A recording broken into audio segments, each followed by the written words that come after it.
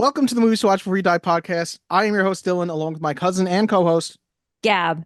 along with my non-cousin and guest host. I'm pointing at you. I'm pointing Kyle. Woo! And I'm Kyle.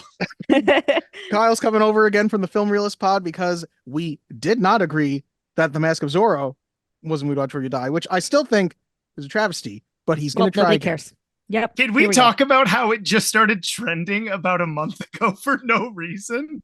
Did These it? things always happen in Yeah, non-perfect Gab's not on timing, Twitter, which is great. You don't want, it's a horrible place. Yeah, it's no, a I'm happy. cesspool of awful. But Yeah. about Dylan and I have been going back and forth on this, where I saw it about 2 weeks ago, where it was trending where people were talking about Indiana Jones, and then someone sort of said, well, the best Indiana Jones movie of the 90s is The Mask of Zorro. And then it was just all this love for The Mask of Zorro. The YouTube channel I watch, Mr. Sunday Movies did a thing on The Mask of Zorro, which I sent Dylan. Wow. Oh. Well, Dylan, one of the movies that Scott Interrante was talking about, like possibly coming on with, was The Mask of Zorro. Honestly, I rewatched the movie after we did the episode about it because it just was I really enjoyed it. I love that movie. I'm like, how did I ever stop loving this movie? I was wrong. All right. I bought it on Blu-ray. Good for you. Well, anyway, we're not here to talk about Zorro. No, we're here to talk about The Great Mouse Detective from 1986. Am I right on Kyle, that? I am right on that. You know what? I take it back. I was gonna dive into some personal questions, but I think before we do that, we need to talk about what this movie is about. What's this all been about? What am I working toward? You think you know everything about me, don't you? I dive at your bottom. I bloody well ought to. So, Kyle, tell them what the movie's about. Okay, so it's an adaptation of a children's book series, to my knowledge. And the best way that I always pitch it is it's mice as Sherlock Holmes characters. Yeah. And I have a question about it later on, once we kind of delve into stuff. I asked my wife and she went, I don't care. So I'm going to ask you two. And then hopefully. I feel that she and I are kindred spirits in this. Oh my God. I feel like I'll probably end up caring more than I should. Yeah. Perhaps. Let's see how close you came to the IMDb plot summary, which you did not because you were more succinct. IMDb said, Basil, the rodent Sherlock Holmes, investigates the kidnapping of a toy maker and uncovers its link to his archenemy, Professor Ratigan. Are they allowed to say Sherlock Holmes? Yes, at this point, he was already public domain. He was public domain probably, what, in the 70s? Because it's longer ago than that. Yeah, probably. It's an 1800s character, for Christ's sake. You know? So that's why everyone was able to use him. Yeah. Speaking of, did you guys hear about is it copyright that makes something go into the public domain when the copyright is over on Steamboat Willie and like Winnie the Pooh and Peter Pan and all that stuff? Yeah, they're coming out with like a whole Pooh-niverse, which Pooh-niverse. I was going to say, you have to spell that. Yes. Winnie the Pooh and a bunch of other characters, they're all going to do a horror movie. And that feels very much like the cheapest of the cheap, like brand. We have some brand recognition. Let's pump out some movies and get people into it. And from what I understand, they're not changing Disney World. Like there will still be the Winnie the Pooh ride. There'll still be Peter Pan, but they're just going to ignore the fact that they're like bastardizing these characters, which seems strange because I feel like Disney is the most powerful company on the planet. Why not? Well, they don't own the mass. It's a trademark of their version. That's why the copyright law is so intrinsically difficult. Steamboat Willie, the origin of that character and the death of Walt Disney allows the initial interpretation of that character to hit public domain. And so the versions that Disney has, that's the version they can trademark. Interesting. So only Steamboat Willie is public domain, not Mickey Mouse, not any other design of Mickey Mouse, just that version. Eventually, though, those things will reach public domain. Yes, it takes like 79 years after the creation. But it used to be the original copyright law was something like, I feel like it was like 25 years or something, which is supposed to be, hey, you have enough time that you develop this intellectual property, you get to make your money off of it, and then it becomes free for everyone. And then you get corporations like Disney, the House of Mouse, which is like, no, that law doesn't seem good enough. And maybe if I give that politician just a bit of money, we can change those laws. And they sure have. But I just feel like they shouldn't be allowed to, like, listen, I don't give a shit, right, personally, but like Mickey Mouse should not be public domain ever. That is like, what? How could that be? It'll happen to Bugs Bunny probably next. Yeah, it feels weird to hear Gab be like, but the corporations should own their ideas forever. We should never get a chance to do those Well, things. it's not even about the corporation. It's about the creator, right? Like a good example is, and this is the insanity of it, characters like Batman, Superman. It'll take a lot longer for a lot of the Marvel characters, but eventually it does happen. It's just because that person died. Mm-hmm. So it's I like guess date if of you origin die, and death of owner. Your intellectual property can't belong to you anymore because you're dead. Yeah, it's a lot more lenient than say music written by an artist, right? Because you can buy a dead person's catalog. Like Michael Jackson at one point owned all the Beatles music. Yeah. Right? Yeah. It's also it's definitely more complex than we're saying. Yeah, for sure. Yeah. But after Michael Jackson died, I remember all of a sudden Apple could have the Beatles on iTunes. Yeah. Yeah. iTunes. We sound so old. interesting. I guarantee you there are people who don't know what that is. Oh, for sure. No question. Wow. This podcast hit number 1 on iTunes. Yeah. That is so crazy. I actually recently, I may have said this on this podcast before, but I was having a conversation with 2 of my friends who are both 27 and I'm 31. Children. Corey is 34. And we were talking about TRL and they were both like, what's TRL? And I was like, all right, I'm going to walk into the ocean. Like, even if you weren't a fan of TRL, it was such a staple of pop culture for the time being. A cornerstone of our society. Yeah. And they we didn't had know like what it was. much music up here. Oh, you poor Kind of the Canadian equivalent. bastard. Yeah. Well, anyway. I don't get to pick where I was born, Gab. I know. I'm sorry. I do have friends who are Canadian who also are like, I don't know what TRL is, but that's because, Canada. That's interesting. I didn't think about that. I would have assumed it just aired in Canada as well. Like we had MTV, but anytime you wanted obviously cable-based television channels. Like I remember we didn't get Teletoon and like Cartoon Network and stuff till I was about like 13. What's Teletoon? Oh, sorry, that's the Canadian one. Teletoon was essentially the equivalent of Cartoon Network. Like we didn't have Disney Channel, we had Family Channel. So it's kind of like right now. So for present day listeners, we don't have HBO. What the heck's it called? Max. We don't have Max, though. The HBO streaming content is released through a streaming service up here called Crave. Interesting. Which was developed by Bell. I don't want to move to Canada, is what I'm hearing. Well, I mean, we have international healthcare, so give and take. Yeah, my arm has been broken for many months, but I do get to watch The Sopranos whenever I want. So I own it. Physical media supreme. Yeah. Oh God. Yeah. No. All right. Moving on I have to a the shelf mice. right here. Okay, so I guess Gab wants me to move on to the taglines. Oh God, do I? Well, first I'll give you the 2 terrible ones that were clearly for like, here's the release of the movie on VHS or whatever. New in the classic Walt Disney tradition. Okay. That's it. I'm getting the worst ones out of the way. That's really interesting given the timeline of the release for this being pre-Disney Renaissance and kind of like the end of the Dark Ages. I do think that this is one of those taglines that came out for the video release or something like that. That is just like it gets thrown on IMDb. Because the Sometimes second one, they do a video re-release too. So this could Yes. have been a re-release in the 90s with that tagline. which there's been multiple releases of this movie, sometimes with 2 different titles. Yeah. What is it they call the other time? Basil of Baker Street. Yeah. Well, that's the name of the book. Yeah. The second tagline, which we'll get out of the way quickly, all new, all fun. That's on. I had that one. I had that VHS tape. Yeah. I'd like to just say that a significant portion of this movie was not fun. There was some unfun in the movie. We'll get to that. Yeah. So now we'll get to the ones that feel more like they're about this movie. Can he bring the dirty rat to justice? Okay. London's crime-fighting ace on his most baffling case. It rhymes. I like a rhyme. Okay. Yeah. I'm surprised there wasn't one like this house has more than one mouse. Yeah, I feel like there was room for something like that, but maybe, Yeah. 1986, maybe they're not really known as the House of Mouse at that time yet.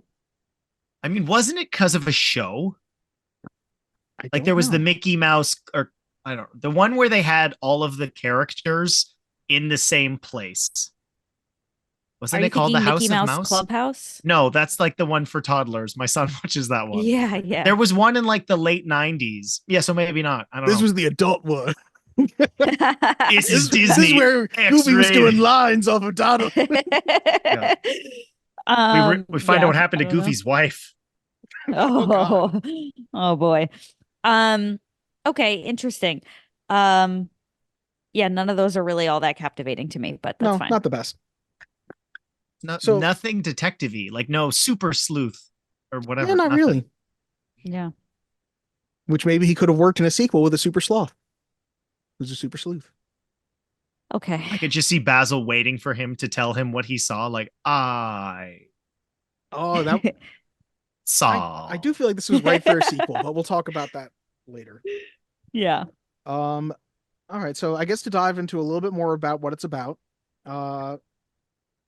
Olivia, the most British name of all time, Olivia Flaversham. Her father is kidnapped, and she goes to Basil and his brand new assistant, Dawson, for help solving the case, which will eventually connect to his version of Moriarty, which is Ratigan, who has a plan to use her father to create a doppelganger, obviously spoilers, of the Queen of Mouse England, the Mouse Queen of Mouse England. Mousedom. Yes, he's going to be the new king of all Mousedom. And Ratigan will install her as a literal puppet leader. And I think that's about it. And obviously Basil has to stop her. Mm-hmm. Yeah. So do we dive into our opinions? I can't wait. In this critic's opinion, that's just like your opinion, man. Well, I have a right to my opinion, and my opinion is you have no right to your opinion. Kyle, I feel like Gab has something to say. And I know. I'm not sure if it's going to be positive or negative. So I think guess she hated this. That's my prediction.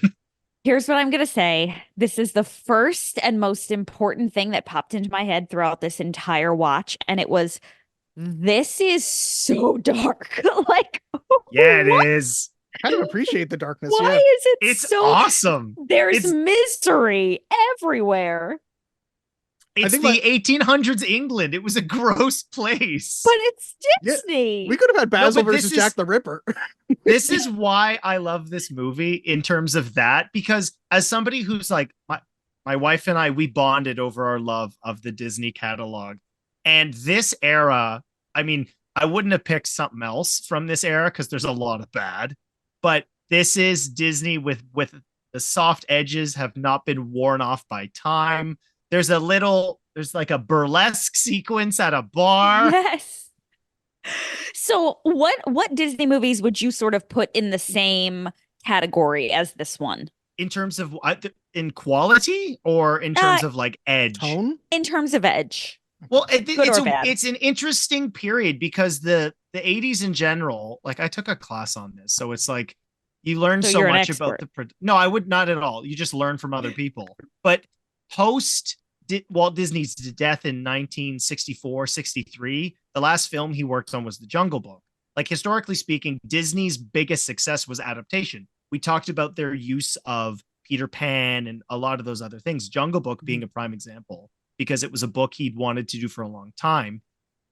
But you get the period post Walt Disney where Ron had taken over and they didn't really know what to do with Disney at the time. They actually had moved the animation studio off the main lot. They were working somewhere else. It was kind of like, we've moved on to terrible live action movies at this point in the 80s, right? You have, I would say in a category of like post Disney films, I would put this with like Robin Hood and the Rescuers. Like Black Cauldron is terrible. That's the movie I thought of when I think of this, because like I had never seen either one before this, but those two are paired in my mind as like the not really successful ugly stepchildren of the 80s for Disney.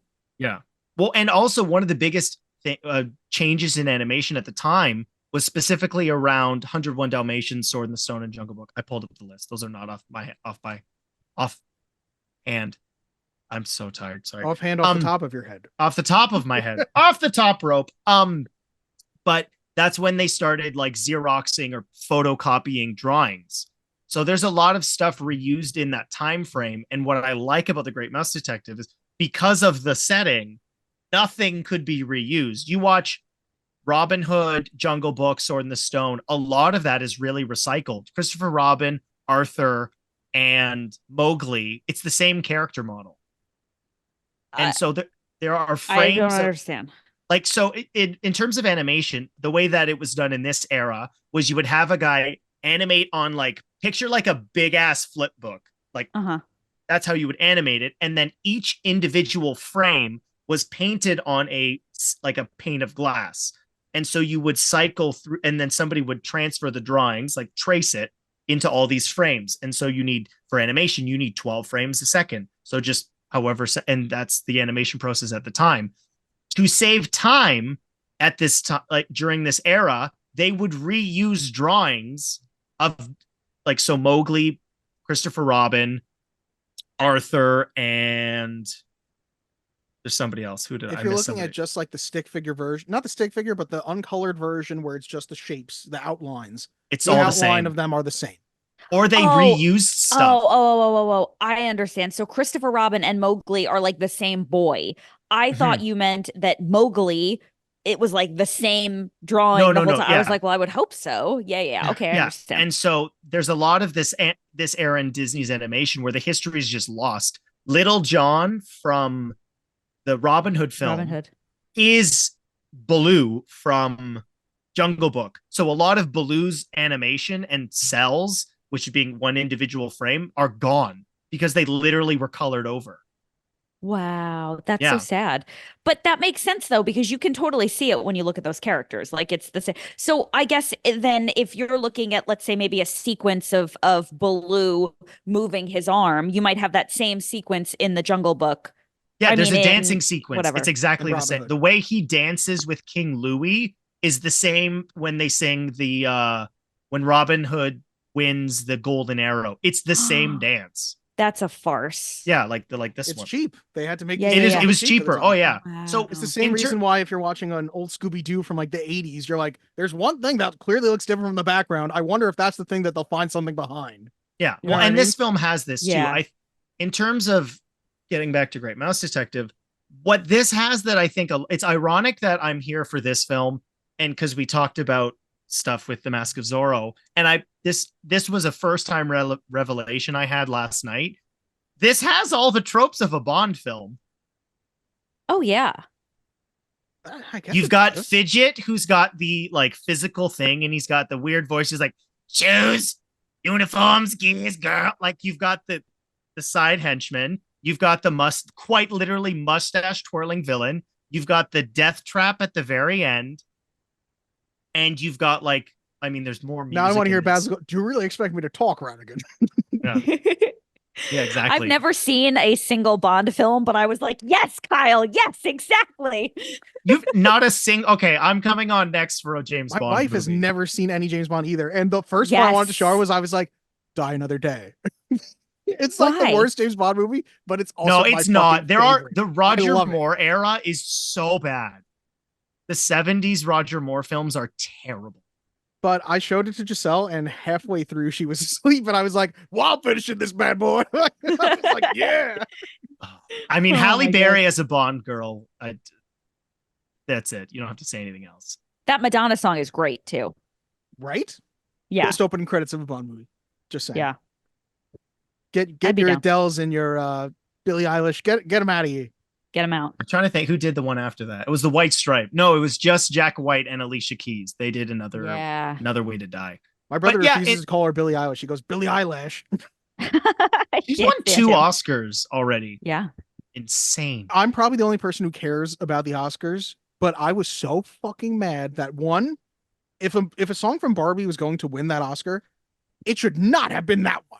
It was either Dance the Night Away or I'm Just Ken. And I'm the only one still upset about that. If we're okay, we're going to air out. So no, it's Boy and the Heron. I'm sorry. I saw all of those movies. It is Boy and the Heron should not have won animated Oscar. Who should have? It should have been Across the Spider-Verse. I get Across the Spider-Verse not winning because it's the only movie of that did anything new. no, it doesn't have an actual ending. It's like, and come back next week. All right. Do you like Star Wars, Dylan? I mean, yeah, I like Star Wars. Ooh. Which Star Wars? Did Empire Strikes Back, definitively the best Star Wars film of all time, have an ending? Of course it has an ending. Yes. No, it doesn't. Yes, it does. It ends on the down note. Okay, so what's the difference with Across the Spider-Verse? How does it end? On a down note. On a down note, baby. And it's more cliffhangery than that. Like, it is no. Empire Strikes Back ends in a way that's like, we will have another story to wrap this up. Across the Spider-Verse ends in like mid-scene where it's like, and where's Act 3? It's exactly the same. One person is trapped and taken away from his loved ones, and the other person is healed and ready to go on to the next adventure. Gwen Stacy is Luke Skywalker, and Miles is Han Solo. Who's Princess Leia then?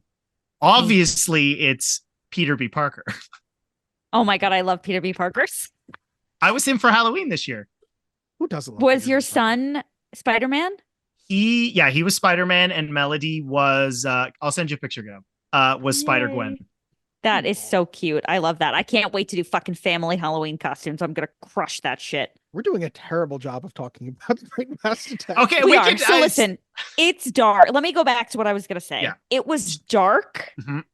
And there was very little like Disney magic. And I don't mean that literally. I mean, in terms of like, there was not a whole lot of like joy and love. It was kind of just like, literally watching a Sherlock Holmes or something where there's like a happy ending, I guess. Like it ends well, but there wasn't like a lot of happy magic joy, little children feel warm and fuzziness. I mean, you make it sound like and this there is was Requiem a lot for a of Dream or American History X. Like it's not that's that how it dark.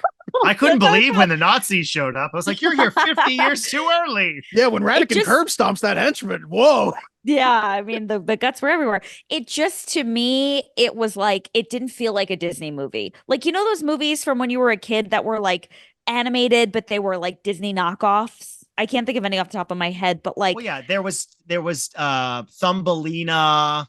Yes. And Swan Princess. Yep. I know exactly. I think that's a completely fair criticism. My main experience with this film was on one of those clamshell VHS tapes, and I watched it every single day. I was at a timeshare in Florida. I think I was 5. Oh, but okay. How about last week? Yeah. No, I'm not going to Florida anytime soon. Get your politics out of my movies to watch before you die. But in terms I think that's a fair representation of what the film is, Gab. It's impossible to remove, like, we're all relatively the same age, but we grew up through the greatest animation era, arguably in film history, right? From Little Mermaid to Tarzan for most people. Some people throw Dinosaur in there, but in terms of the animated Broadway musical, right? Like, you can argue quality, which in terms of what is the best and what's not in terms of favorites, but that really did set the standard. And I would argue that's been Disney's biggest downfall since 99 is they've been stuck in that expectation. Like when I watch this now, I was like, it feels as if Don Bluth snuck into Disney, made a movie, and then actually made 2 movies. He made Black Cauldron and made this and then just left. Like that's the American Tale, Anastasia. What else did he? I would love to see Disney Land do Before something Time. like this now, because absolutely. This is not what you expect from them. And I think people are a little tired of getting exactly what they expect to get. Like Frozen. Mm-hmm. Yeah. No, it's really true. It's, if you look at everything outside of, like there was Moana, Raya, Frozen, Encanto, Wish, obviously Frozen, Tank, like it all fits into that fairy tale. And what I like about this film is it being an action adventure with the tropes of a Bond film. Like it's impossible for me to remove that this was the thing that I subconsciously put an interest in Sherlock Holmes for me. I didn't read the books until about 6 years later. Doesn't matter. Yeah, grade 6 or 7, I read The Hound of Baskervilles. And this having all of those archetypes in it. And this does something that no version of Sherlock Holmes has ever done, which is it's an origin story. Up until Sherlock in 2010, you never get to meet the characters actually meeting each other. It's like, yeah, we've been doing like the Scarlet Letter, which I believe is not the Scarlet Letter. The Scarlet Pumpernickel. Study in Scarlet being the first Sherlock Holmes. Yeah, Where did short I make story. that shit up from? It's not really an origin story. Like it's so, I don't know if you two have ever played the game Villainous, which it's a phenomenal board game. Ratigan was one of the very first characters to be in it. And that's the iconography of the villain. Dylan, I'm sorry, Kyle. I'm going to interrupt you for a second. No, then go right ahead. Dylan, we definitely both looked this up at the same time. And you said the Scarlet Pumpernickel is alluded Daffy to. Duck. That's Daffy Duck, yeah. The Scarlet Pimpernel is what you're thinking of. So sorry, Kyle. No, that that's was okay. embarrassing for you. Anyway, please continue.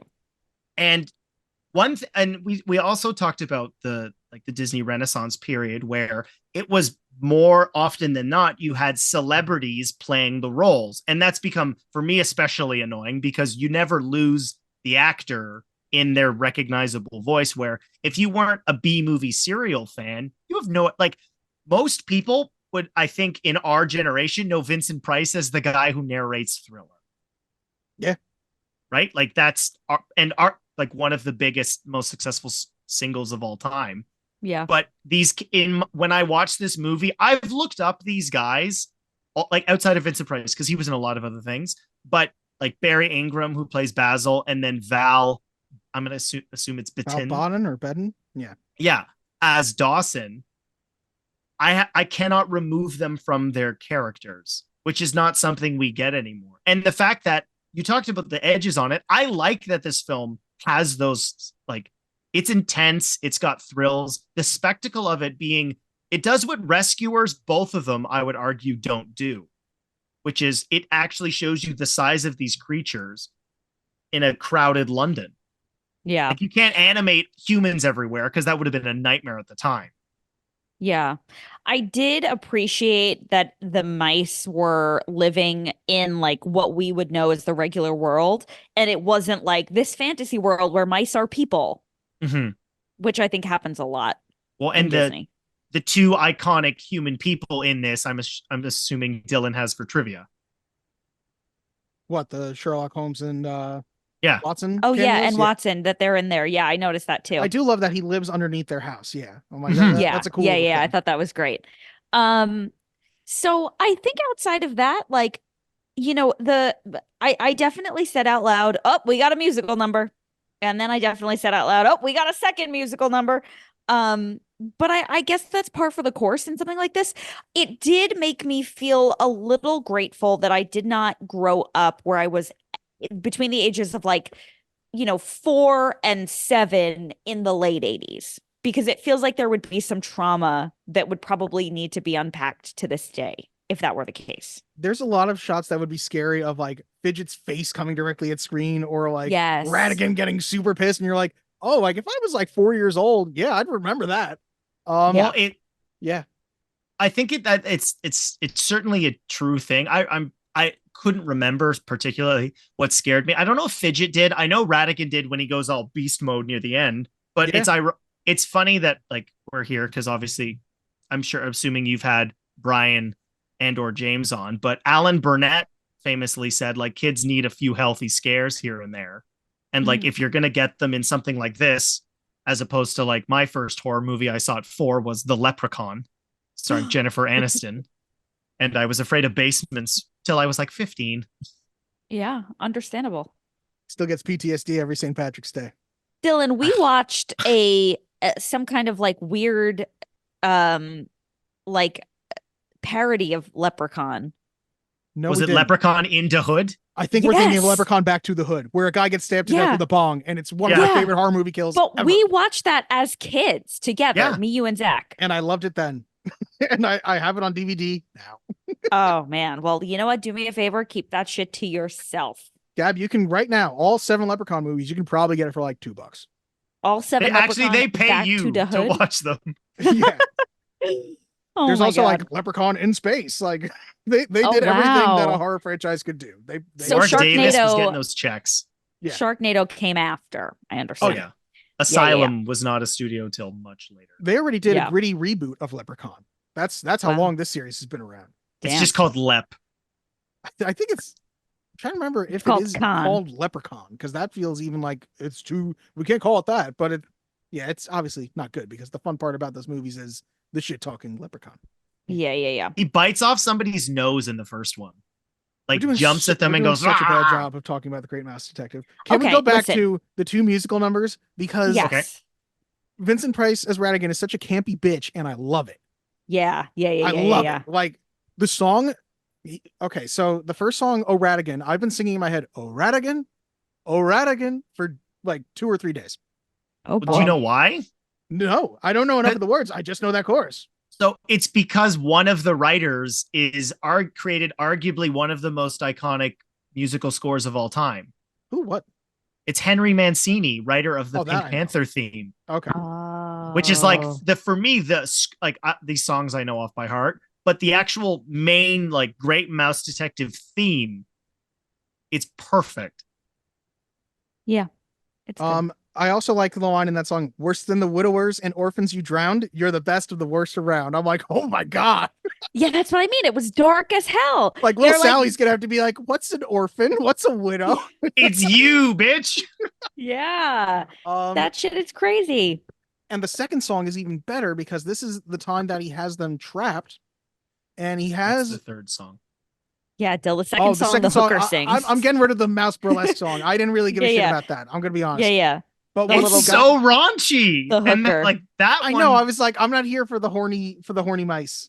Once you get to that portion though, where it is him doing the song where they're in the death trap, and it's like, once this song ends, you'll die. I'm like, this can't be, little lad. It was like, yes, you're gonna die, but you're gonna die after I sing "So Long Farewell." Like, it's been so nice. Like, I'm like, oh my God, who has the time? He's like, yes, we could kill him now, but I do have to record this song first to let him know he's going to die. We need to have a musical number. Did either of you watch Fleabag? No. I did not. No. Okay. I'm trying to think. So Andrew Scott was also in Sherlock, who played Moriarty. This wouldn't make any sense, but I kept thinking during the second musical number, if they did a live action version of this, like with people, not with mice, I would need him to be Ratigan. Because it feels exactly like he played Moriarty in the Benedict Cumberbatch Sherlock show, and it feels like he just watched Great Mouse Detective as his quote unquote research.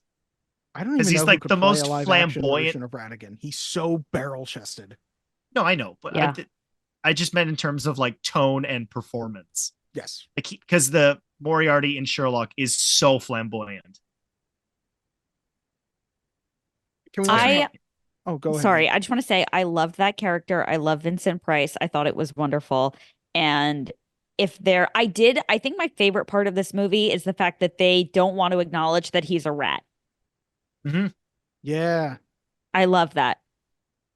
When they don't actually tell you that rats are awful, but clearly in a world of like all mice and the 2 random like lizards that are his hench people. Yeah. And they're like, and also this is the thing that I didn't realize how much I missed this, because this isn't a ton of earlier Disney movies when characters get drunk. Yeah. They're just wasted. True. Yep. They're just wasted. Also, the 2 lizards looked familiar to me. Like those characters are also in other Disney movies. Oh, for sure. Went on to be the star of the Geico commercials. Right. No, but isn't there like a lizard like that in Robin Hood also? Well, there's Caw, not Caw. No, it's Caw. No, it's Caw. Because which one is the Jungle Book snake? My brain just. I think Caw is the Jungle Book. I'm not sure, but I love hearing you just say Caw. No, it's Hiss. K-A-A, Caw. I'm looking it up right now. It's the name of the snake. Yeah, his name's Carl. Kyle, spit it out. That'll make no sense to anybody. And then it's Hiss is in the jungle. In Robin Hood, there's Hiss, and they're both played by the same person. Yes, yeah, and he's got the crazy eyes. Yes. No, Caw has the crazy eyes. Hiss is just in love with Prince John. I do not know how to tell you this in a more polite way, but I am Googling it right now, and it is backwards. Hiss has the crazy eyes, and he is in Robin Hood. And Caw is regular, and he's in the Jungle Book. I'm just having flashbacks to Oh, they Catch Me both If You have Can, crazy eyes. They both have crazy eyes. They both Okay. have crazy eyes. with all the Boston characters trying to say Carl Hanratty. You both sound like you're just saying Carl with a No, Boston accent. it's Hiss is in the Jungle Book. Dylan, on a separate note, can I tell you how fucking horrendous the past few months have been for me? Because no matter what, at least 5 times a day, Corey refers to something, refers to someone, or just says out loud, apropos of nothing, Carl Hanratty. Over and over and over and over. He'll be like, so, I was thinking tomorrow, maybe we should go to that Carl Hanratty. And I'm like, stop it. Knock, knock. Go fuck yourself. Knock, knock. Can we talk about we have to find a way to keep this train on the fucking tracks, people. Okay. The best character in this movie besides Ratigan. I want to say it. Oh, let's see. Okay, go ahead. Let's see if we agree. Okay, should we say it at the same time? No, ready? Because that never works out. Whenever you count down on Zoom, we don't say it at the same time. Fine. Okay. 3, Toby. Fidget. It is Fidget. Fidget going, I got the kid. I got the girl. I got the animal. It's like, why did he have to have a peg leg? Why did he have to be handicapped? Because he needed a unique character trait. First of all, you're not going to forget about the bat who can't fly with a fucking peg leg. And also because he can fly, I think, before he gets chewed. He cannot fly because Basil says before that he goes, did he have a crippled wing or something like that? Yeah. That's one of my favorite scenes of the movie where he's getting Toby's like, smell the hat, smell that. And he's he's just describing physical attributes. And Toby's like, what? It's like, oh, he's a peg like that with a crippled wing. And Toby's like, oh, I see. And he needs the peg leg. So Basil, when you're looking at footprints, if it's just regular footprints, he can't specifically be like, that's from Fidget. Yeah, and I think the mystery in this is it's child appropriate, right? Like you get the pseudoscience scene, like it's got all the hallmarks of Sherlock Holmes. Yeah, and we don't see anybody die. Like there's no direct death. There's indirect death. Children can handle death if they don't see it happen. You see the mouse get swallowed.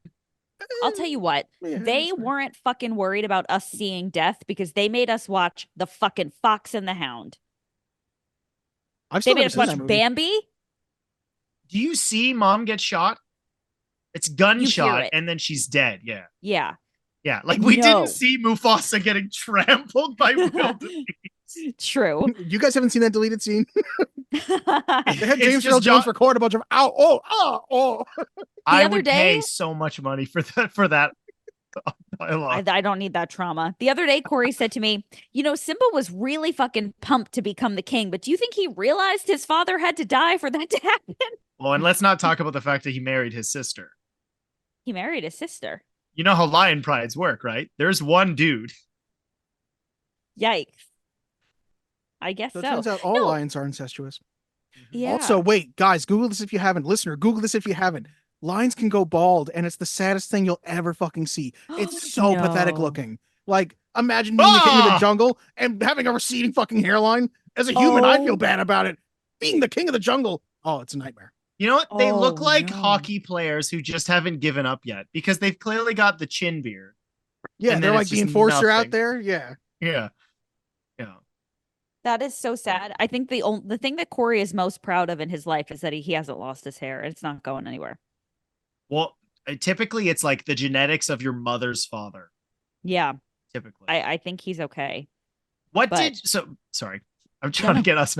What did you think of the clock tower sequence? Because I think that's the best sequence in the film. Like the conclusion.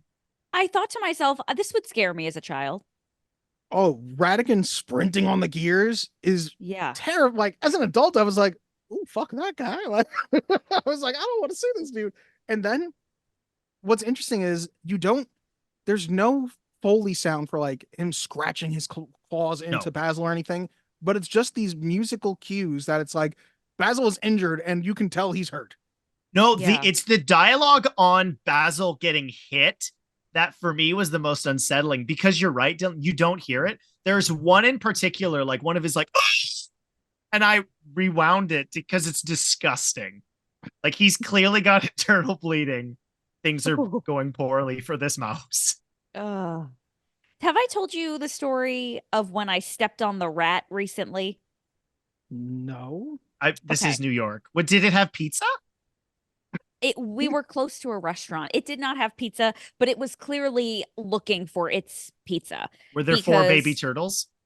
No 4 baby turtles, unfortunately. I know. Was it handing out flyers about a comedy show tonight?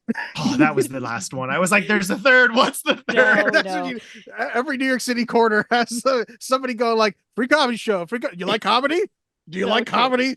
Well, Dylan, that actually only happens in Times Square. But that's true. I was walking from my friend's apartment to the train, and she lives next door to a restaurant, and there were like this happened over the summer, so I was wearing slides. I had my bare ass feet in a pair of slides, and I'm looking at the restaurant because there's outdoor seating now, so I'm looking, and this rat ran across the sidewalk, and I didn't see it until the last second, and it was too late. My foot was going down, and then I stepped on the rat, and I screamed, and the rat screamed. It was so bad. I lifted my foot up. It ran into like an alleyway or something like that, and I think about this multiple times a week, like if I killed that rat and if it died a slow, painful death, but like it in broad daylight ran across the sidewalk underneath my foot. I mean, they can squeeze into stuff like stupid small, so probably not. I'm more concerned. It wasn't your bare foot, right? It was the slide. It was the slide. Okay. No guarantee if my foot didn't come off the shoe a little bit and hit the rat. Unclear. But for all intents and purposes, and what my therapist has told me multiple times is, it was the slide. I heard this rat tell this same story on a podcast yesterday. Oh, God. All right. He's okay then. He lived. Yeah. Don't worry. Okay. Thank you. It was the Joe Ratigan experience. Humans to meet before you die. Yeah. Yeah. Rats to step on before they die. Now, wait. Kyle and I have both done our fidget impression. Gab, can you give me your best fidget? I gotta get the gear. I got the girl. I got the costumes. Okay. Uniform. You know what line he has also that I love? It's Olivia steps on his foot and he goes, "Ow, my foot, my only foot." It's the pointing out of my only foot. He goes, "I'm too young to die." Yeah, Fidget's by far the best character in this movie. Yeah, I like Toby.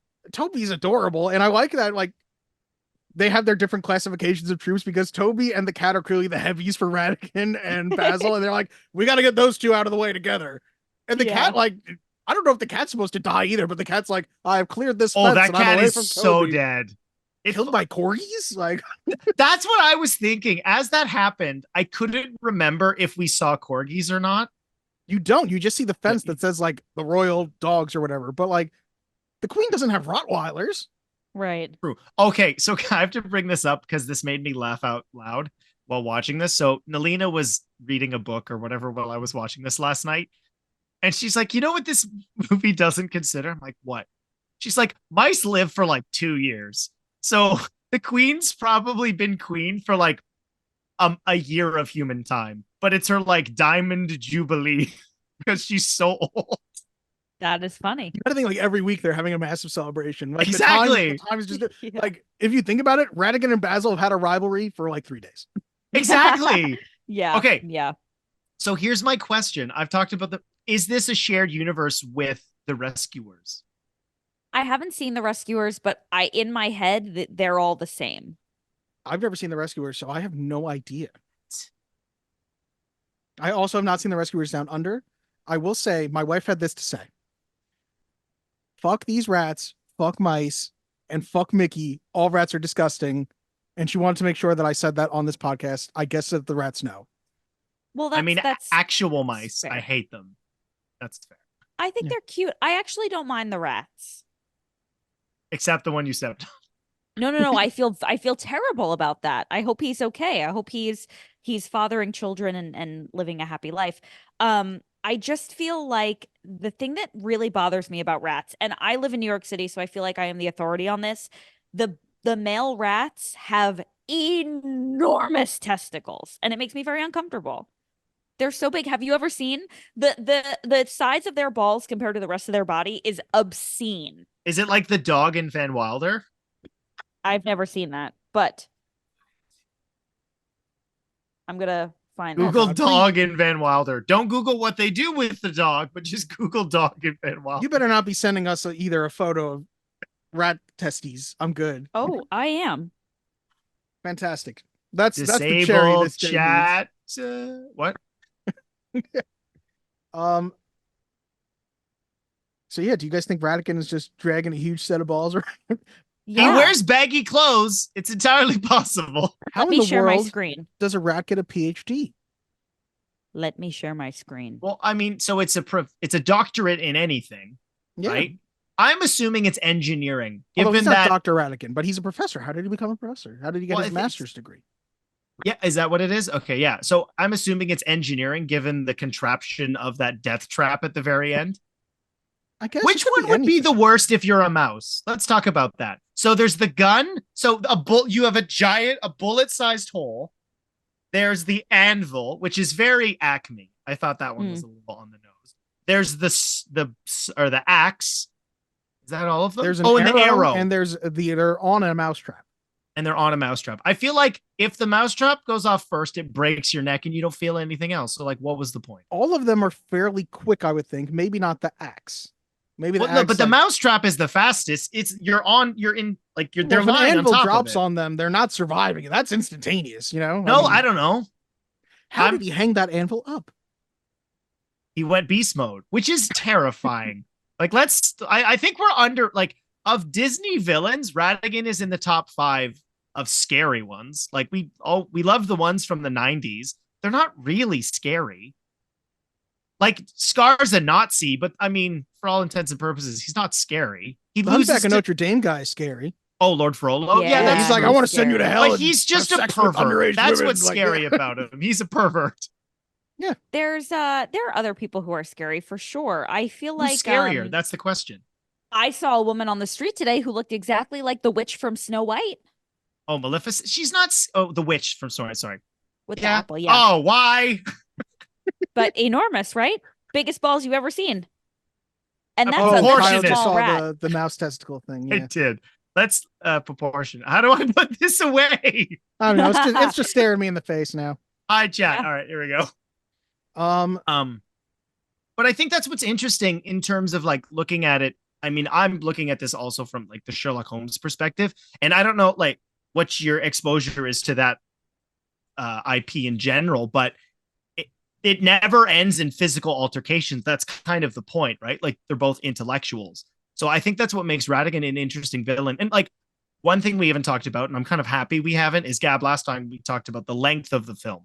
This is an hour and 10 minutes. And I'm really hoping it didn't feel long. No.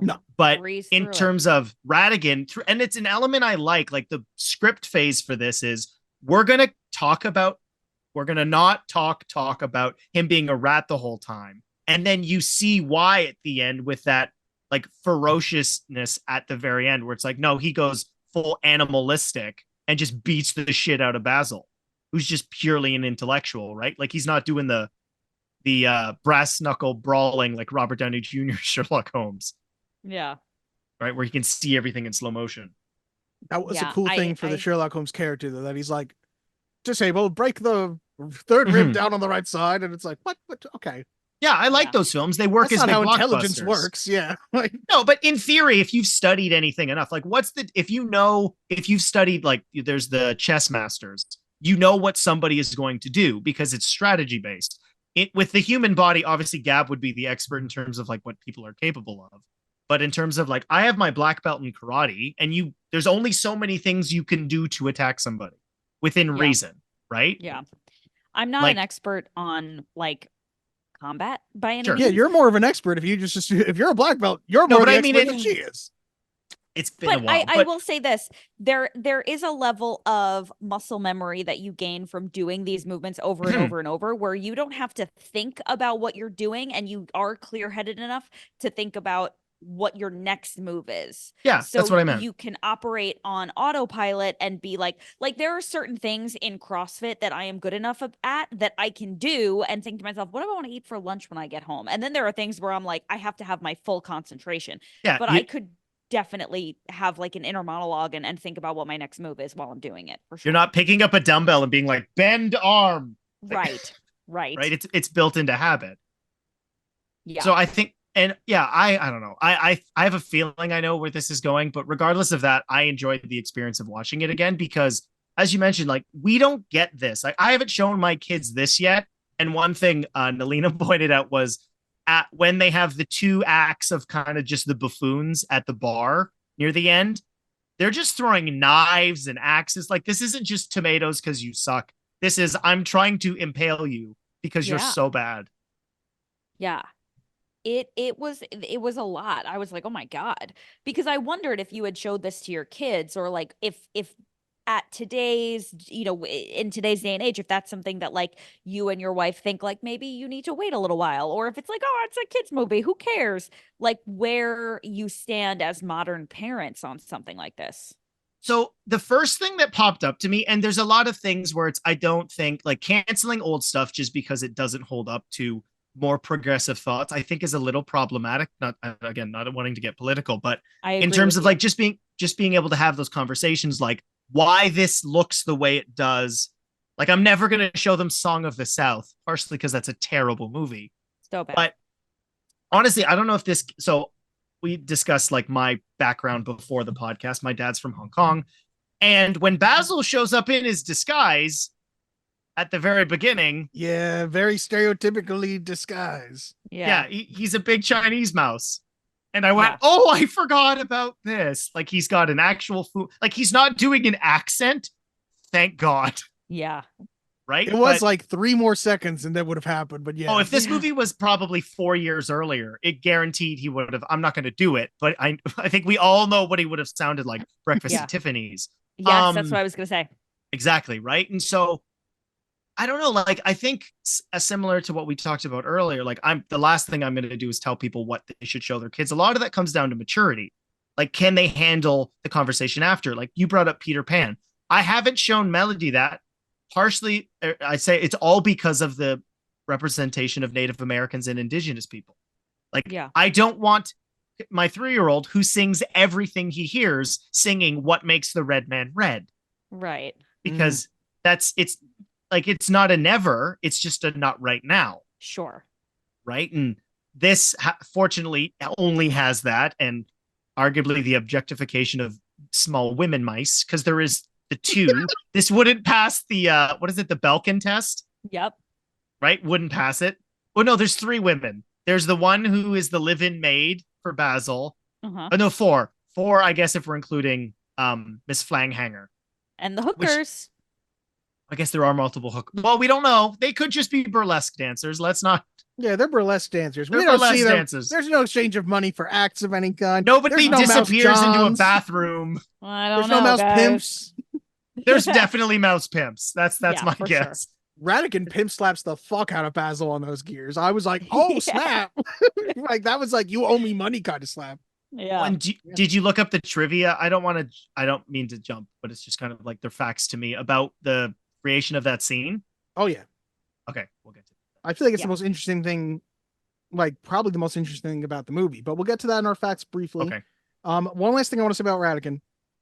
Ratigan, when he is doing his performance as the Queen, comes out. Oh no, this is once he's talking himself as the Queen's consort. Says he wants to tax the elderly, the infirm, the little children, who he calls parasites and sponges. And this made me think: can Ratigan win the Republican nomination? 100%. Yes. Because honestly, I was like, you know what? Ratigan's like, we got to get rid of the welfare state. Social Security, that's the next to go. And I'm like, yeah, I could see it. I could see him on the ticket. 100%. And who would be his running mate? That's the question. Who's that woman that everybody hates from Georgia? Marjorie Taylor Greene? Yeah. Yeah.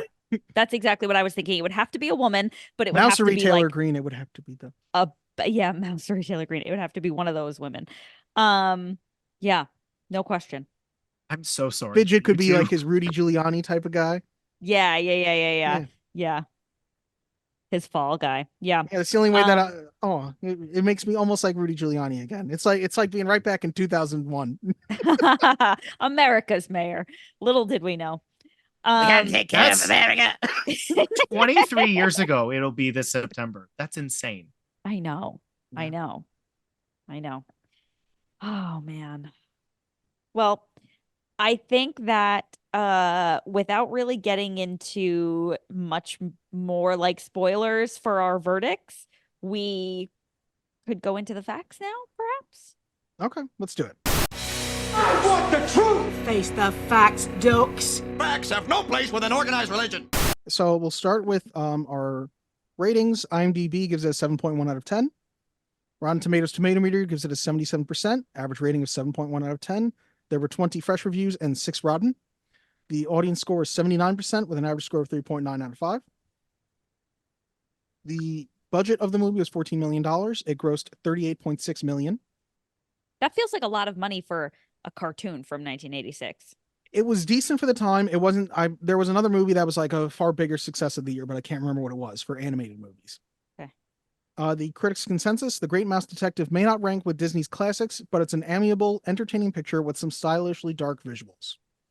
Roger Ebert gave it 3 stars. What's fun is the carefree way the animators swing through their story, using the freedom of the cartoon form to blend 19th century realism with images that seem borrowed from more recent special effects pictures.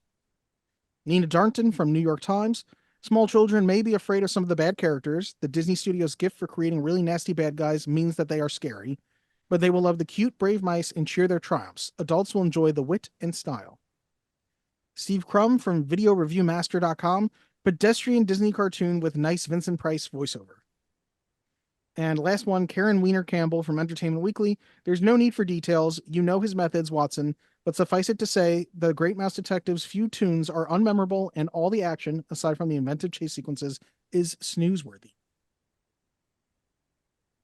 Wow. I did not hear you there, Kyle.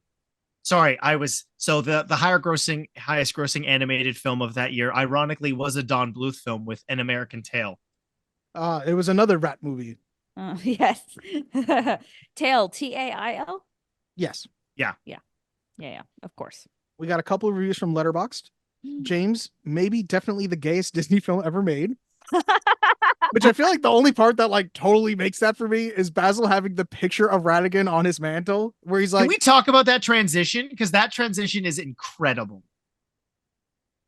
Paint the picture for me, Kyle. I don't All remember. right, so we're in Basil's room. He's pulled off his yellow face, and he's talking to Dawson about Ratigan, right? He's trying to match the bullets. And he points to the picture and he's like doing the monologue, like the most foul, whatever. So it's the picture, which is clearly like a painted background. It transitions to Ratigan making that face. They then do the song. And as the song ends, he's making the face the painting is making, and it pivots back to the photograph. That's great. That is pretty good, actually. Yeah. That's great. A+. Maggie from Letterboxd said Basil and Ratigan are bitter exes. Joe said, I'm sorry, the mouse was deployed in Afghanistan. Why? What was he doing there? This was a different time. This is like the first time we went to Afghanistan. These damn forever wars. You've never had to change that. That's the sad part about it. Like 2010, Sherlock Martin Freeman went to Afghanistan. Yeah. Every Dawson went to Afghanistan. Every Watson and Dawson. Yeah. And the last one from Letterboxd, Branson Reese: one of the biggest laughs in any Disney movie I've ever seen comes a few minutes into this when we see a small Scottish mouse sobbing alone in the night as she cries out in vain for her abducted, possibly dead father, only for the movie to abruptly transition into rousing, stately horn music as the words Walt Disney Pictures Presents appear in the sky. And that is, she's like, Daddy, Daddy. And that's like, that was buck fucking wild. I've lost my dad and I'm all alone. That was pretty good. That was good. I was like, what am I about to watch? The movie's directed by Ron Clements, Bernie Madison, David Michner, and John Musker, who also directed Moana, Hercules, Aladdin, and The Little Mermaid. What? Yeah, I mean, and all of Princess these and guys. the Frog. Did you skip Princess and the Frog? I didn't say. I can only pick so many things, Kyle. I just don't understand. Do these people how much money are you spending that you're still going? You can't just retire on your. They're not Disney paid money? very well. Animation directors are not making as much as you think they are. Yeah. Yeah, That the they're making more than animation me? departments of Hollywood are in like their own corners. It's insane. Like Yeah, a they have Hollywood their own union, too. screenwriter versus animation screenwriter, the pay is like 1% the same. It's insane. I mean, I know the Into the Spider-Verse people are essentially that, like, the Marvel animation studio is the new triangle waist shirt factory. So Yeah. I remember that same story coming out when it was the movie Sausage Party was being made, that it was like, and we just Yeah. had to work these animators to death, but we made the movie for only 20 million or something. Yeah, and it was horrible. Back to I had fun the Great once. Mouse I had Detective. fun once. Yeah, I had fun the one time. Screenplay by Peter Young, Vance Jerry, Steve Hewlett, Ron Clements, John Musker, Bruce Morris, Matthew O'Callaghan. I'm gonna say what I wrote down, but I think that's wrong. Berna Martinson? I'm guessing it's the same director. Bernie Madison, David Michner, and Mel Shaw, who also wrote for The Black Cauldron, The Fox and the Hound, The Jungle Book, Pocahontas, Tarzan, and Bambi. So one of these writers was like 85 years old in that writer's room, like, what if we kill the mom? And they were like, we'll just have the dad abducted and we'll say the mom's not in the picture. We don't need to say dead. Did they all write one page of this movie? Like, how many fucking writers do you need? Everybody's throwing out ideas. Story typically for these films back in the day, it's not like you sit down and you like write your script. It's storyboarded, kind of like what's the movie, and then they add dialogue. It's kind of like how they used to make old comic books, which is why I have issues with Stan Lee, but that's for another podcast. Wow. Based on the story, The Basil of Baker Street, and inspired by Sherlock Holmes author Arthur Conan Doyle. Arthur O'Connor is what I thought you were about to say. I was like, the movie starred Barry Ingham as Basil, who you may know from Day of the Jackal, A Challenge for Robin Hood, and Josh Kirby Time Warrior 1 through 6. There's 6 Josh Kirby Time Warrior movies, so let me know if you ever heard of those before I just said that. Nope. Val Bedden as Dawson, who was a voice actor in Tarzan, Shrek, and he was the Sultan in 42 episodes of Aladdin the TV series. Oh, he's the dad, like the professor or whatever in Tarzan. Yes. No. I think so. No. Suzanne Palachuk as Olivia. This is her only film or TV credit. Wow. Candy Candido as Fidget, who you might know from Robin Hood, Charlotte's Web, and he was even in The Wizard of Oz. This was his last voice role, Candy Candido, who was Fidget. Who was he in The Wizard of Oz? I don't know. Dylan, honestly, Gab, these were all. I have it here. Roles. Do you want to know? Yes. Sure. He was the angry apple tree. Yeah, like good for him. If you look up Candy Candido, like I remember there was a clip that was just like the voices of Candy Candido, and it's all like I thought this was this man's actual voice. That the girl again, but that's not what he actually sounds like. He can actually like sing beautifully, and he just has like a very impressive vocal range. Wow. Well, he was also the Indian chief in Peter Pan, so his thing was how. Oh, yes, I remember that. Dylan, do you remember when we were kids, we used to take my dad's shoes and put our knees in them and do the lollipop guild? Do you recall? Okay. I told that story the other night. Corey thought it was hilarious. I was like, did you not do that when you were growing up?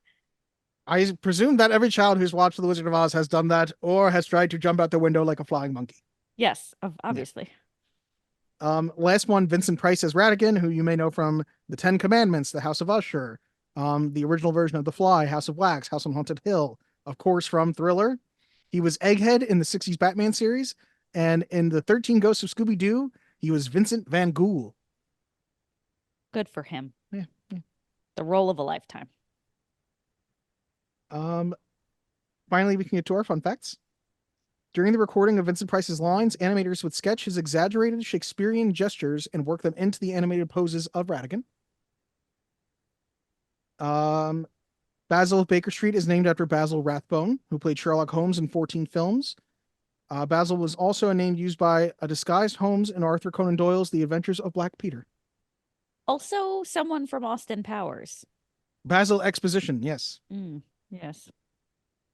Originally, Olivia was going to be older and intentionally be the love interest of Dawson. She was then changed to be a little girl so the audience would gain more sympathy for her. Yeah. Wise. When Fidget screams off screen as he's being fed to Felicia, it's not Candy Candido screaming. Instead, it's an unused sound effect for the Haunted Mansion ride. Oh, interesting. That doesn't exist anymore. The Haunted Mansion ride? I don't think so. I think it's Guardians of the Galaxy now. It is, yeah. Oh, no, that's the Tower of Terror became the Guardians of the Galaxy ride. Yeah. No, it's still the Haunted Mansion. Oh, now it has, they just redid it, didn't they? Now it's got Rosario Dawson in it. For what? Hassan Minhaj. Oh, because was she in the actual movie? They The redid film. the Haunted Mansion movie. The film they released in July and not October. And unsurprisingly, bombed. Yeah, didn't they Eddie Murphy did a version of that, right? Like that 01, like 02, 03. Yeah, but they had those characters in the ride. Yeah, that was a bomb too. Yeah, it was a much more like from ride adaptation because that had those colorful characters, unlike Pirates, which we take the song and nothing else. Yeah, but they have Johnny Depp at the end of Pirates now. Yeah. And Barbosa, I think. So bad. Corey's never been. I want to go. If I'm going to spend $2,000, I'm not going to Disney. You know what I mean? $2,000? Are you out of your mind? It's like $15,000. Yeah, then I'm not going to Disney. I'm going around the world for that kind of money. I'm not going to Florida. You don't want to go on the real Millennium Falcon? I want to drink blue milk. Yeah. It's some fucking food dye. It's not the same. Oh. And there's I'm with you, Gab. I want to go. I went for my part of my honeymoon. I want to go back. I want to take the kids. Well, yeah, now you have kids. I mean, it makes sense. I want to go before we have kids so we can like enjoy it and then do the kid shit. I recommend going just as an adult because the funniest part is the actors will act at you and you just want to be like, it's okay. You don't have to. We both know what's going on. It's okay. Yeah. You're driving with me or I'm going to get fired. Yeah. I came in drunk. The last fun fact for the Great Mass Detective. The clock tower scene is the first major use of computer animation in a feature-length animated film. The same scene was also the first time a traditionally animated character was put inside a computer-generated background. So the clock gears were all CGI, while Basil and Ratigan are being drawn in there. Sort of. Wow. Sort of. So yeah, I saw this breakdown recently. It's actually really, really cool because the way that this changed, and I was watching this like on the TV I have in my family room, which is the biggest. And a lot of the times, like obviously, Dylan, you're a big DCAU fan. The minute the javelins became CGI, I was like, this does not fit in this world. And so the use in this was really actually quite interesting, which is all the gears, because they're three-dimensional objects, were designed in wireframes. And then they were animated over with 2D. So that way it doesn't feel like, you talked about the Hanna-Barbera effect, where it's, that one rock is clearly the rock we have to look under because it's not painted into the background, where these were designed three-dimensionally and then painted over. So that way all the proportions met, because animating gears turning by hand would have been an absolute nightmare. The way the animator described in the behind the scenes thing I was seeing was there's a robot hand that's being programmed to draw with literally it's a robot hand with a pen drawing each frame, and then they can draw the characters on it, which is going to be saving a lot of time, I presume, rather than one poor motherfucker's drawing gears for days. Oh yeah, we talked about crunch before. That one guy is just like, here's a clock, and he has an aneurysm because that's all he's been doing. Fair. Yeah, I think that is all of the fun facts I have. Well. So I guess that leaves us with one thing. Unless, Gab, are we doing the other segment? We're not doing the other segment. No. What's the other segment? We've been doing a pitch segment, but Gab looks unprepared. Let's try. Here's my quick pitch. Pitch me hard. Here's the pitch. And pitch! You just pitch? I don't need to hear the pitch. Okay, so let's pitch our version of either a sequel or a remake or whatever you want to do, a new thing of Basil Baker Street. Okay. It feels like I'm the only one who's prepared, so I'll go first. I can go first. I don't mind. Oh. I've been thinking about this because like post, what was it, 29? Whenever Disney Plus launched, they did a lot of really terrible live action remakes. It's like not theatrical and Disney Plus, like in terms of not knowing what to do. And it's interesting because one of the things I liked most about the original film is like you actually get to play with the scale, right? Like you talked about it, Gab. They're not like, we're in this mice world. Isn't this freaking great? It's like, no, you're in the human world. You could die any minute. Not that this plays with that to the same degree, but I thought because we talked about, again, the Disney films we grew up with, we know those things, every single line, every single frame of it. And so when you saw Beauty and the Beast, Aladdin, The Lion King, in my opinion, the worst culprit of that, where it's like this is the same thing, right? Nothing is different. Where if you did a remake of this, I thought the fun would be like you cast unknown British talent to be the main characters. You could have you could debate which Sherlock and Watson you could throw in it for that cameo to continue the trend, but also kind of play up with more of the mystery. Like outside of knowing they're mortal enemies, we don't actually know why. Like outside of Ratigan being a bad guy, like obviously this is only an hour long, but you could it would probably get padded for length. But if it was, you could even potentially have it just be a sequel with newer animation. That's been done before. So like, what's the next adventure when Dawson and Basil actually know each other, right? Like the one of my favorite little pieces of Sherlock Holmes trivia is when that sad woman comes in at the end, the thing she's talking about is a reference to the very first Sherlock Holmes story.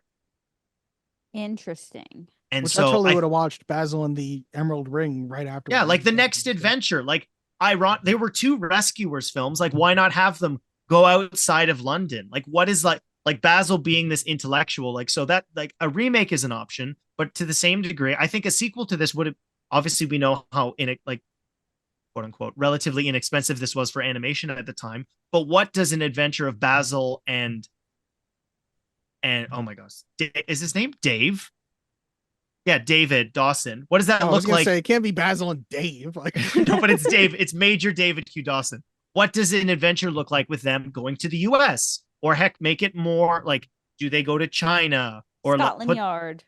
Maybe, or even like they go to Europe, right? They meet a bunch of like Italian mice. I don't know. Yeah. Like, I think it would have been really cool because there are multiple books, but this is like somebody has pushed the tower straight up. What do we do? The Leaning Tower of Chisa. Like it would have to be a lead, right?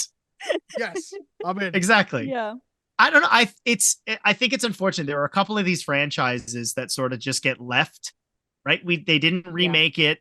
They didn't make They didn't make a direct-to-video DVD sequel. Yeah.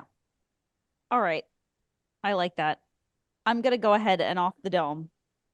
I'm gonna submit a crossover. So we take The Great Mouse Detective, and we take All Dogs Go to Heaven, and we make Toby the intersect point, where Toby dies. Oh my god! Okay. I don't know. I said off the You're dome, going way darker. Yeah, it's dark. Toby is no longer with us. He's unalived. And he does look like the friend. What's the friend who dies? Oh god, I don't know. Yeah, I'll look it up. It's okay. I haven't. I saw that movie once and it scarred me. I'll never watch it again. I can't watch anything with dogs. Is it Itchy? Itchy. His brother is Itchy because they're both the same thing, right? They're both dash hounds. Or no, not dash. One's a basset hounds. Yeah. Basset hound? Well, no, Itchy is a dash hound. What is Toby? Does he have a voice credit? No, I think it's Frank Welker is the voice. It's probably Frank. I was gonna say it's got to be Frank Welker. I think it's like his first Disney. No, it's not. Oh, Mike Gabriel. Oh no, that's Frank animation. I lied. Don't listen to me. Dom DeLuise. He's a basset hound. So he's a basset hound. Maybe he's friends with Itchy. Yeah, something. But I just feel like that could be the crossover. And then there's the mice, because there are other animals in All Dogs Go to Heaven. I think there's a big like. There's a cat. There's like the Godfather, the mobster cat. Yeah. That was not a Disney movie, no? No. I think it's Warner Brothers. Oh, interesting. You couldn't pay me enough to watch that right now. Ironically, also Don Bluth. Interesting. Who released this movie? Oh, remember Oliver and Company? That's a fucking great Disney movie. I have no memory of that movie. Yes, you do, Dylan. Fucking Billy Joel did the song. Why should I worry? Why should I worry? Why should I care? Yeah, that's my Billy Joel impression. He played it at Madison Square Garden. He better. It's like his one Disney song. You got to do that. Fucking jam. I thought you were gonna say it's like his one song. It's the only good song in the movie, though. Like, there's that one where the like poodle's walking down the stairs. Yeah. Oliver and Company is a great movie, and I'm pretty sure it's Disney. It was the one just before Little Mermaid, I think, or just after. Billy Joel does the voice of the Artful Dodger. He doesn't just sing the song. And then Dom DeLuise, who played the dead dog in the other movie, plays Fagin in this movie. And I'm not sure which character that is. Fagin's the hobo, the man, the human being. I know Don DeLuise. He's the fat guy. That is somewhat what he was known for, Dom DeLuise. He was a good comic actor as well, yes. Yeah, and I know he wore the hat and was fat. The fat in the hat, if you will. My God. Sure. Did you say the fat in the hat? You sure did. Yes. Yes. Here's my pitch.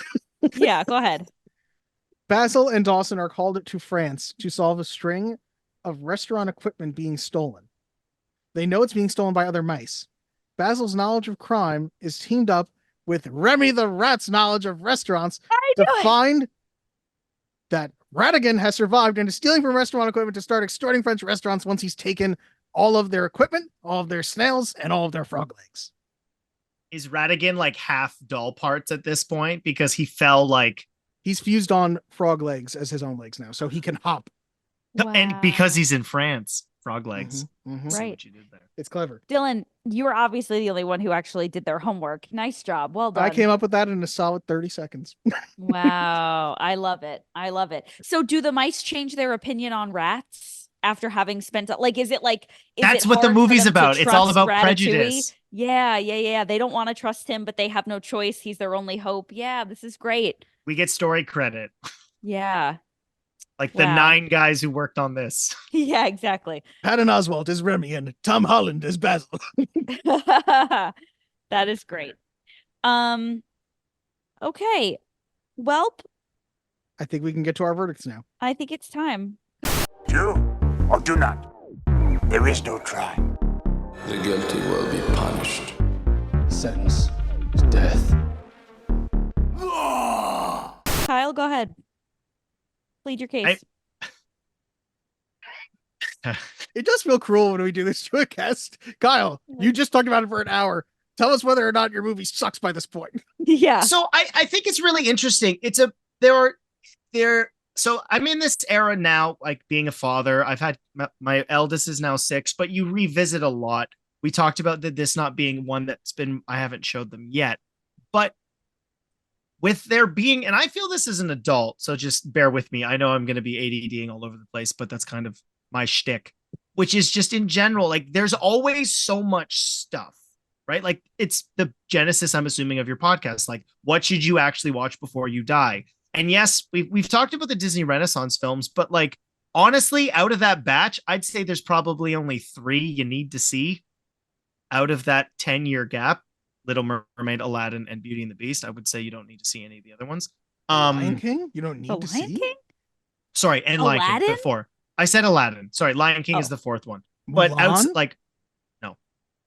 Don't you sleep on Mulan. No, but I'm just saying in general, was the best Disney song ever. But I think Gab, I think provided a great example for why, which is that as great as all those films are, it created an identity for this animation studio that I would say has been a hindrance we're going on 40 years of them doing the same thing over and over. And we're seeing like people who grew up on those films, they might be slightly older than us, if not in our age range, are now making them. And it's like, there used to be a unique quality to Disney animation where they would have these weird ass films where, like, I wouldn't say it is one of these. I don't know if you've done it yet, but like something like the Great Mouse Detective, and then 101 Dalmatians. Like, it's a weird era for Disney, but if you're going to watch anything from quote unquote the dark ages of Walt Disney's films, this is the one I think you need to watch. It feels the most complete.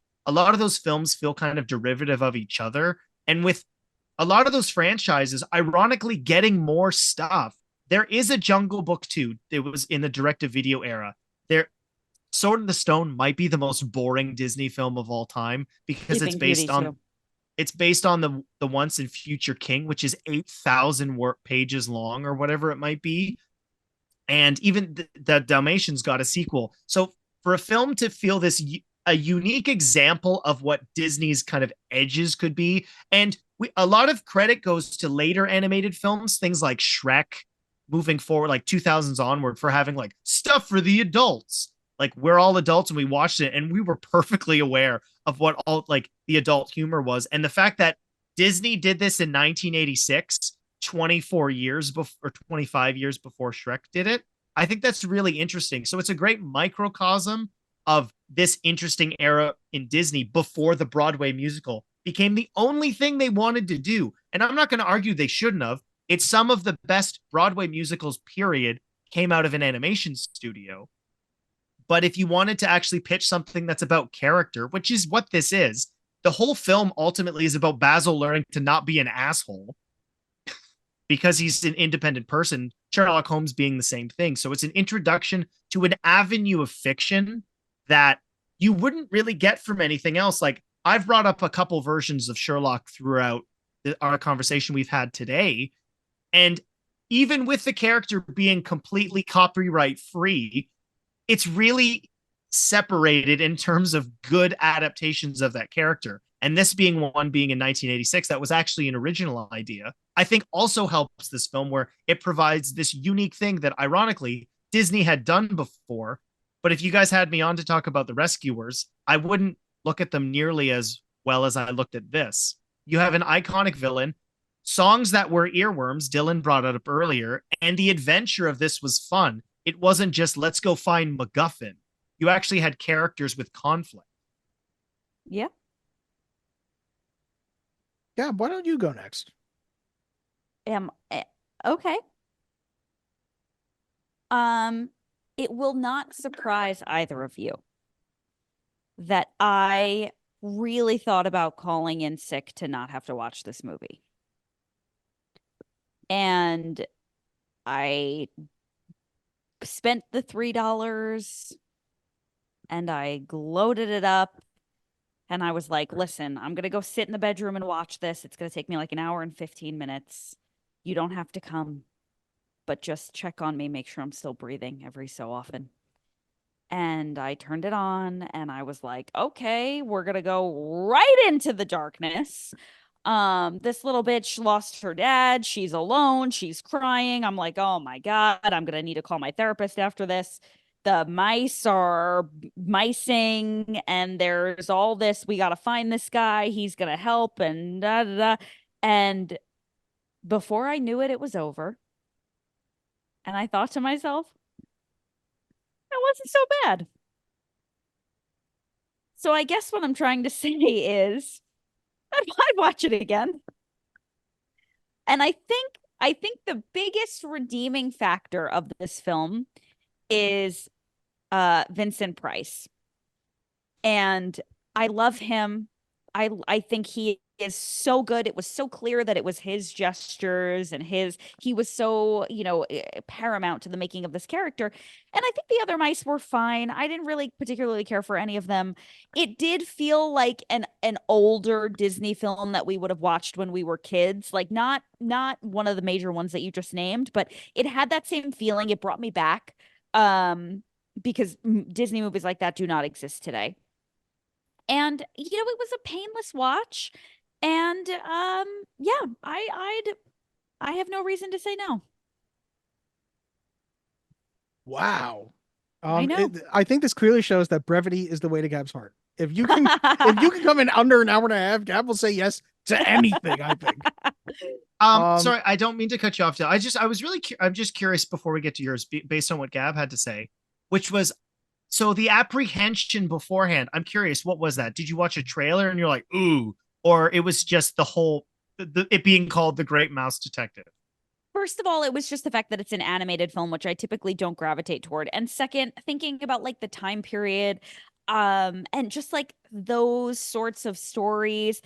And even though I did look up that it was such a short movie, because I always look up the running time so I know when I can watch it. Though that era tends to be very slow moving, regardless of how short the film might be. So I was really expecting this to be like a dragging of the feet, but it wasn't. It moved very quickly. Dill? So it comes down to me. It does.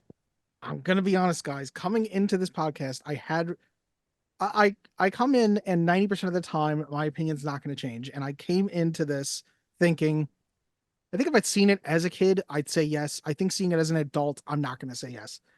And you know what? I think Kyle's verdict won me over with his description of how this is like the last remnant of Disney doing something different, and that there is something special about that, how it is breezy, how it does have a couple of earworms, because I can guarantee you it might be a week, a month, a year from now, but my brain will go back to Ratigan at some point.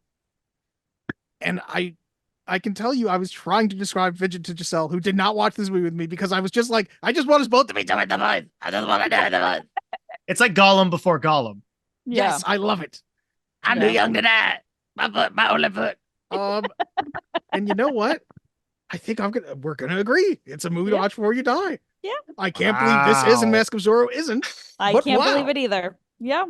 Now, hold on. Before we continue to celebrate, I'm going to throw out some titles here, and I'm going to need you to give me, both of you, a yes or a no, and it better not be the wrong fucking answer. Number 1, The Aristocrats.